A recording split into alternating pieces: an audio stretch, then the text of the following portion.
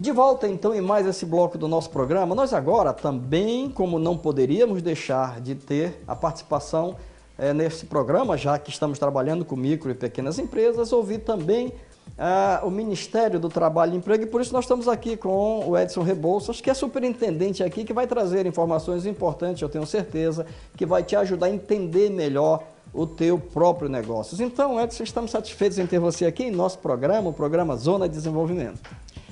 O prazer é meu de estar aqui nesse momento, podendo prestar alguns esclarecimentos à sociedade. O Ministério do Trabalho, nós temos como uma das pastas a fiscalização de empresas, né? Mas, além da fiscalização propriamente dita, nós temos outros serviços que nós prestamos internos, que eu acho muito interessante que as empresas conheçam, né? Um desses é o plantão fiscal. Nosso plantão, ele é um plantão feito por auditores fiscais do trabalho, onde nós prestamos esclarecimentos sobre a legislação trabalhista.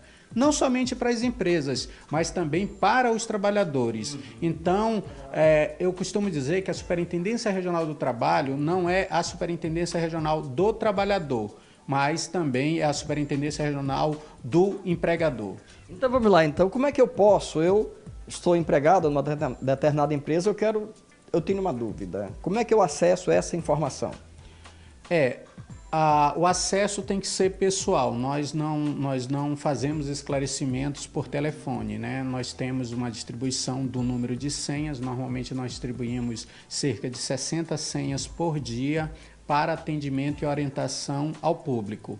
Então, são de todo tipo de dúvidas, todo tipo de esclarecimento. Normalmente o trabalhador chega com uma série de dúvidas sobre a legislação trabalhista, chega muitas vezes fazendo denúncias que são improcedentes. Então, muitas vezes o nosso trabalho aqui é esclarecer para o trabalhador que aquilo que o patrão está exigindo dele é normal. Ou muitas vezes o nosso trabalho é orientar, fazer cálculos trabalhistas, orientar o trabalhador, né? E muitas vezes servimos até de psicólogos, porque o trabalhador ele chega com uma série de problemas, não só trabalhista, mas problemas pessoais e de toda a natureza. Então nós estamos sempre preparados para atender, para tentar dar uma orientação que o trabalhador saia satisfeito. Da mesma forma, quando nós recebemos, por exemplo, gerentes de RH aqui, né, que procuram saber um pouco mais sobre cota de aprendizes,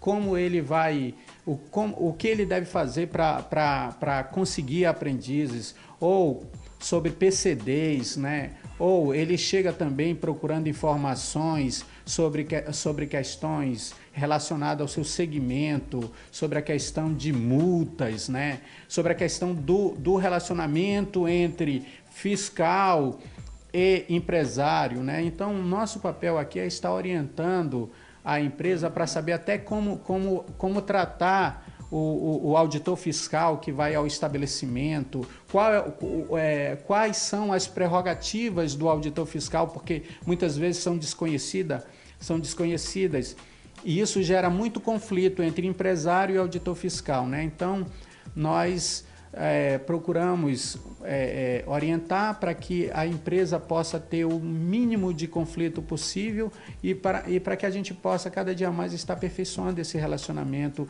empresário, auditor fiscal e trabalhador.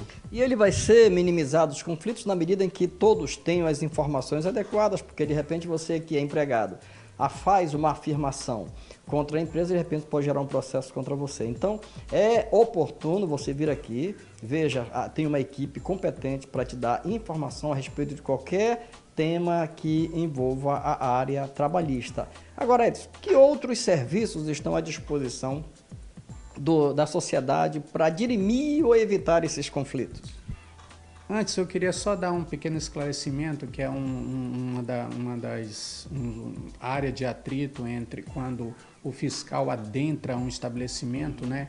Porque muitas empresas desconhecem que o auditor fiscal tem a prerrogativa de visitar a empresa e conhecer todos os setores, né?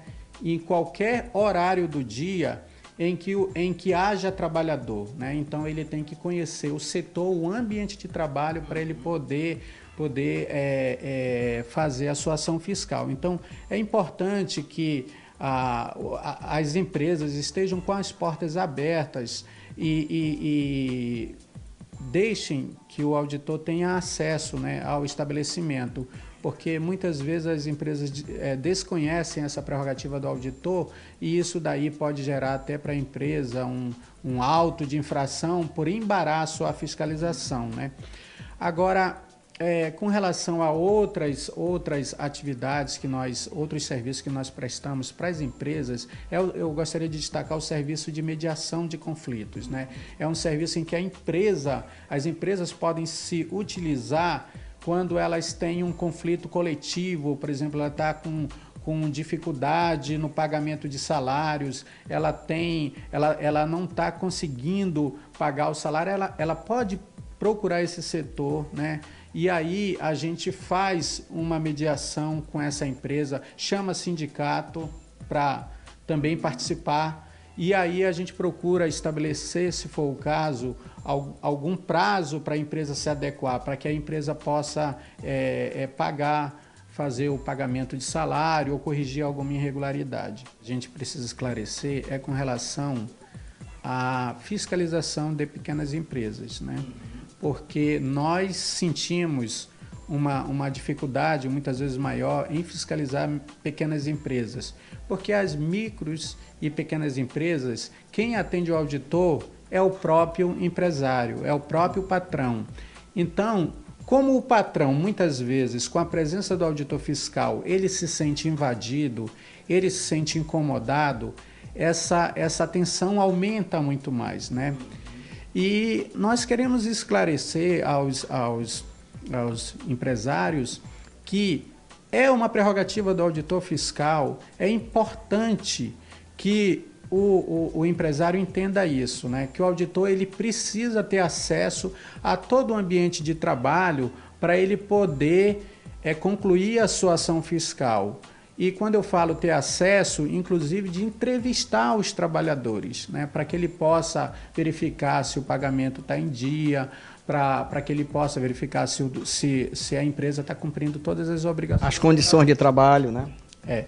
Então, nós queríamos contar também com o apoio dos microempresários para que essa relação possa se dar de maneira mais amistosa possível. Então você vê que você tem, eu entendo o seguinte, essa relação entre empresa e Ministério do Trabalho precisa ser uma relação profissional, uma relação, eu diria até amistosa, do ponto de vista de que ambos precisam se ver como parceiros, né? Porque eu acho que a visão que nós temos no serviço público é de que se as empresas estão bem, ela está gerando emprego e renda, eu estou recolhendo imposto, estou investindo na melhoria da qualidade de vida das pessoas. Então, uma relação saudável, e não aquela visão de polícia. Nós temos aí o Ministério que veio... Não, eu acho que tem que ser, se tu estás dentro da lei, abre as portas para que o auditor cumpra com a sua obrigação legal. Mais alguma coisa que você queira destacar? Eu queria só realmente confirmar isso que você está falando. A nossa visão é essa. Nós procuramos ter o empresário como um parceiro nosso, o trabalhador como um parceiro nosso, porque nessa relação em que de ajuda mútua, todos ganham.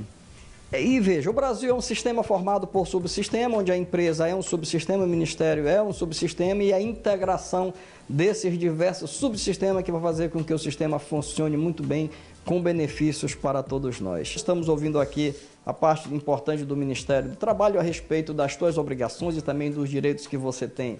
De tal modo que a nossa intenção sempre é trazer para você as informações adequadas para que você possa realmente ter cada vez mais sucesso na tua atividade empreendedora.